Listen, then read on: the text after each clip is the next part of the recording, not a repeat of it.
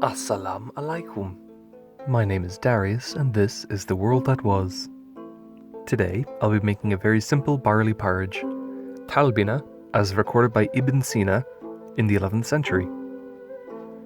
This dish shares a lot of similarities to my Sumerian sasku recipe from a few months ago, suggesting that this may have been a regional dish in antiquity that has since been preserved through the centuries to modernity. In any case, let's now take a look at the world that was. To begin with, we need to prepare our barley. Soak about 5 or 6 tablespoons worth of barley grains in a bowl of water overnight to help break them down in the cooking process. Next, pour about a litres worth of milk into a saucepan and set this over a medium-high heat.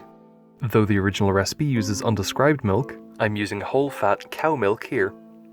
However, sheep and goat milk, or even almond milk, could have been used here in antiquity. No matter which you use, let everything heat up until it is just about bubbling. While the milk's bubbling away, go dehusk a few tablespoons worth of cardamom pods, keeping the seeds themselves aside for later. When your milk has hit a rolling boil, turn the heat down to low to let it simmer, and pour in your soaked and drained barley, along with your cardamom seeds.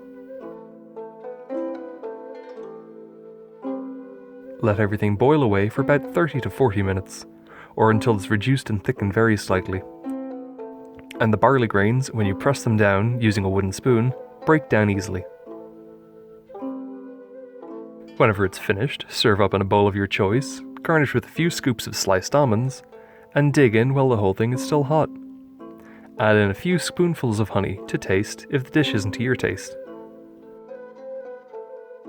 The finished talbina is a delightfully soft yet fragrant and sweet dish.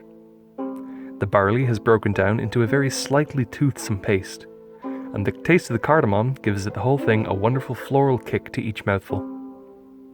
The original sources for this dish record it as a comfort food, something that is rarely mentioned in medieval cookbooks. Typically, contemporary documents would simply describe similar dishes, or things that would be variants of the recipe in question. However, Ibn Sina, along with numerous other contemporary Arabic writers, explicitly states that this dish is not meant for day-to-day consumption, rather one that relieves some sorrow and grief.